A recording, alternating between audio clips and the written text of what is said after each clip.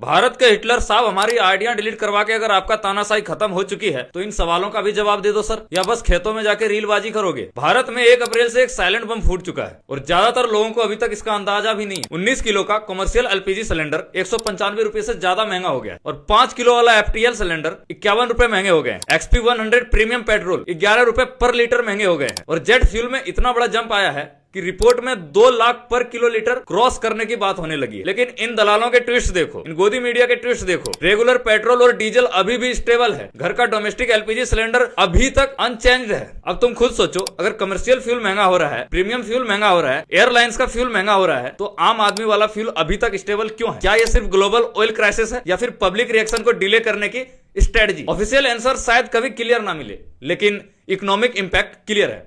Hotel का खाना महंगा होगा, चाय नाश्ता महंगा होगा। आपने देखा होगा आपके गली मोहल्ले में 10 रुपए वाले समोसे 15 रुपए मिल रहा होगा। डिलीवरी महंगी होगी, ट्रेवल महंगा होगा, फ्लाइट्स महंगी होगी और धीरे धीरे हर चीज की कॉस्ट ऊपर जाएगी। और भारत में महंगाई इसी तरीके से बढ़ती जाएगी, लेकिन आपकी सैलरी नहीं बढ़ेगी, सैलरी उतनी ही रहेगी। इसलिए याद रखना, असली महंगाई पेट्रोल पंप पर नहीं दिखती, असली महंगाई बाद में रेस्टोरेंट बिल और ग्रोसरी ट्रांसपोर्ट, डिलीवरी चार्जेस और डेली एक्सपेंस में दिखती है। आज रेट बोर्ड स्टेबल दिखा रहे हैं, लेकिन कल का बिल स्टेबल रहेगा इसकी कोई गारंटी नहीं है। और ये तानाशाह सरकार क्या कर रहे हैं? हमारी आवाजों को दबा रहे हैं, हमारी आइडिया डिलीट करवा रहे हैं। क्यों? क्योंकि ये सारी चीजें हम नहीं बता पाए, क्योंकि गोदी मीडिया को तो इन्होंने खरीद रखा है ना। और गोदी मीडिया क्या कह रहे हैं? वो ऐसे दिखा रहे हैं सब कुछ स्टेबल है, और हमारे तानाशाह महामानव जी क्या कह रहे हैं? सब चंगासी रील बना रहे हैं खेतों में। और फिर जब हम सवाल करते हैं तो फिर ये क्या करते हैं? हमारी आइडिया सस्पेंड करवा देते हैं, हमारी मुंह बंद करवा देते हैं। अब नहीं करवा पाओगे भाई मुंह तुम हमारा बंद, इस बात को लिख के ले लो, क्योंकि भारत की जनता हमारे साथ खड़ी है और ऐसी खबरें मैं भारत की जनता तक पहुंचाता रहूंगा और उनको सच्चाई का एहसास करवाता रहूंगा। महंगाई की वजह से अभी दिल्ली में देखो, सारे लोग दिल्ली छोड़ के जा रहे हैं, पलायन कर रहे हैं, अपने घरों को छोड़ रहे हैं, क्योंकि उनके पास गैस भरने का पैसा नहीं है, सिलेंडर का पैसा नहीं है। इसके लिए कौन आवाज उठाएगा? हमारे जैसे क्रिएटर, और कोई नहीं। इसलिए मैं कहता हूं कि जितनी जल्दी हो सके